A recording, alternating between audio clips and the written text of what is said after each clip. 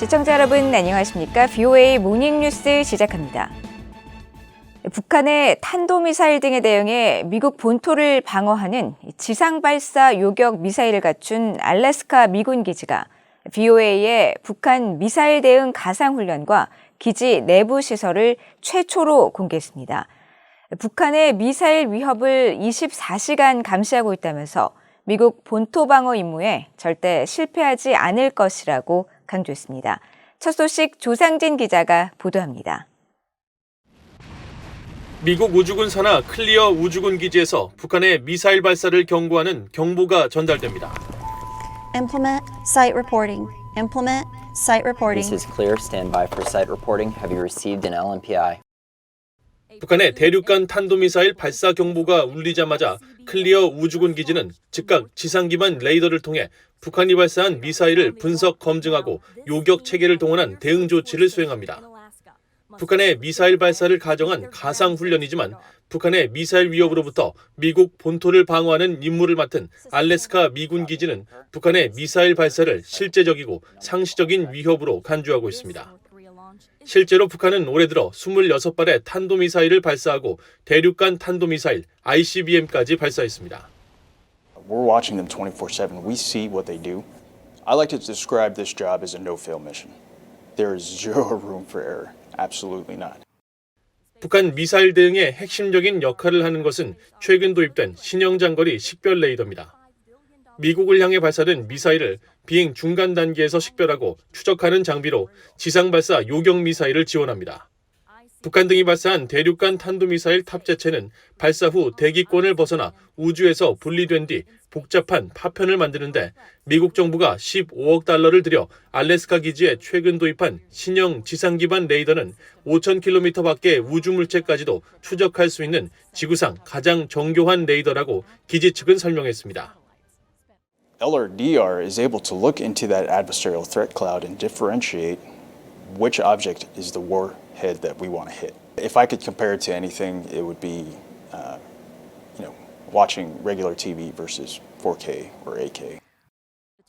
알래스카 포트 그릴리 기지의 미사일 방어대대를 지휘하는 크리스 스투츠 대대장은 지하 경납고에 40기의 지상 요격 미사일이 배치되어 있다며 적의 미사일 발사 즉시 대응에 나설 것이라고 강조했습니다.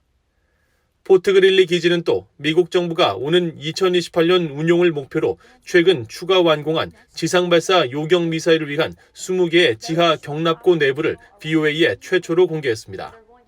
그러면서 오는 2028년까지 포트 그릴리 기지에 차세대 지상 발사 요격기 20기를 추가 배치할 계획이라고 밝혔습니다. 미국은 현재 캘리포니아 반덴버그 기지와 알래스카 포트 그릴리 기지에 북한 등의 탄도미사일 위협에 대응한 총 44기의 지상 기반 요격 미사일을 운용하고 있으며 오는 2028년까지 포트 그릴리 기지에 20기를 추가 배치해 탄도미사일 방어 역량을 강화한다는 계획입니다. VOA 뉴스 조상진입니다. 권영세 한국통일부 장관은 세계적으로 안보 정세가 흔들리는 상황에서 북한이 7차 핵실험을 감행할 경우 국제사회의 엄청난 비판에 직면할 것이라고 경고했습니다. 권 장관은 또 북한의 전술핵 무기 개발로 북핵이 한국을 겨냥한 것이 아니라는 일각의 견해는 틀렸다고 지적했습니다. 박동정 기자의 보도입니다. 권영세 한국통일부 장관은 27일 서울 프레스센터에서 열린 서울 외신기자클럽 초청 간담회에서 북한의 핵실험 가능성에 우려를 나타냈습니다.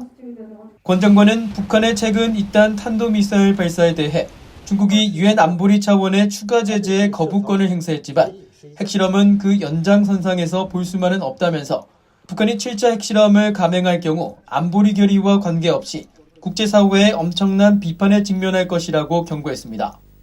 북한이 현재와 같은 그 상황에서 세계적으로 안보 정세가 좀 불안이 흔들리고 있는 상황에서 핵실험을 하게 된다면 그러나 안보리 결의와 무관하게 국제사회로부터 엄청난 비판에 직면을 하게 될 것이고 그 비판은 단순히 말에 그치지 않을 것이라고 생각을 합니다. 권 장관은 이어 북한이 현재 상황을 개선하고 훨씬 나은 미래를 생각한다면 김정은 위원장을 포함한 지도자들이 핵실험을 단념하고 국제사회와 협력의 길로 나와야 한다고 강조했습니다. 그러면서 북한의 핵실험은 영내 평화뿐 아니라 국제 평화에 큰 위협이 되는 만큼 특히 북한에 대해 많은 영향력을 갖고 있다고 평가되는 중국이 북한의 핵실험을 자제하도록 계속 충고할 필요가 있다고 강조했습니다. 권 장관은 또 북한이 최근 2년 동안 시험 발사한 탄도미사일이 장거리에서 단거리로 전략핵에서 전술핵으로 바뀌는 것에 대해 한국을 겨냥한 것이 아니라는 일각의 주장을 정면으로 반박했습니다. 북한 핵이 우리 대한민국을 겨냥한 것은 아니라고 얘기했던 분들은 분명히 틀렸다는 부분을 지적하고 싶습니다. 지금 현재로서는 북한이 미국을 상대로 한 공격력과 대한민국을 상대로 한 공격력을 동시에 갖기를 바라는 것으로 생각할 수 있습니다.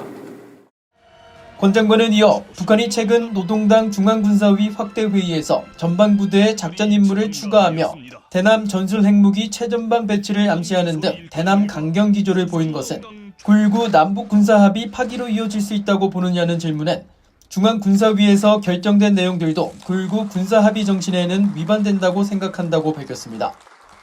또 김 위원장이 당 중앙군사위 확대회의를 3일간 주관하는 모습이나 6.25를 계기로 5년 만에 반미 집회를 연 것은 다른 한편으로 신종 코로나 바이러스 감염증이나 봉쇄로 인한 국내적 동요에 대응하기 위한 수단으로 볼 수 있다고 평가했습니다.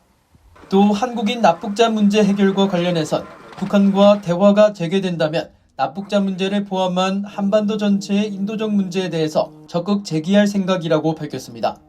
BUE 뉴스 박동정입니다. 미국 재무부 산하 금융범죄단속반이 최근 미국 금융기관들에게 북한이 금융거래 관련 고위험국으로 지정된 사실을 거듭 강조하면서 금융거래에 주의를 기울일 것을 당부했습니다. 금융범죄단속반은 최근 보도자료를 통해 국제자금세탁방지기구가 최근 북한과 이란에 대한 고위험 국가 지위를 유지하기로 결정했다면서 이 같은 결정을 미국 내 금융기관들에 통보하고 있다고 밝혔습니다. 특히 미국 금융기관들은 금융거래와 관련한 의무사항과 정책, 절차, 또 관행을 검토할 경우 북한과 이란에 대한 국제자금 세탁 방지기구의 결정사항을 고려해야 한다고 설명했습니다. 재무부 금융범죄단속반은 또 금융기관들이 북한 등의 금융기관을 위해 직접 또는 간접적으로 계좌 개설을 돕거나 유지하는 데 있어서 광범위한 미국의 제재 사항을 반드시 준수해야 한다고 강조했습니다.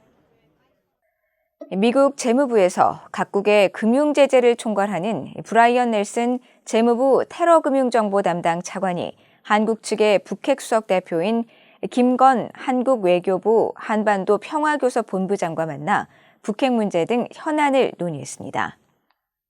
넬슨 차관은 27일 김 본부장과 회동에서 북한의 핵과 미사일 프로그램 고도화 노력이 미국과 한국의 억지력 강화는 물론 북한이 국제사회로부터 더욱 고립되는 결과를 초래할 것이라는 데 인식을 같이 했다고 한국 외교부가 밝혔습니다.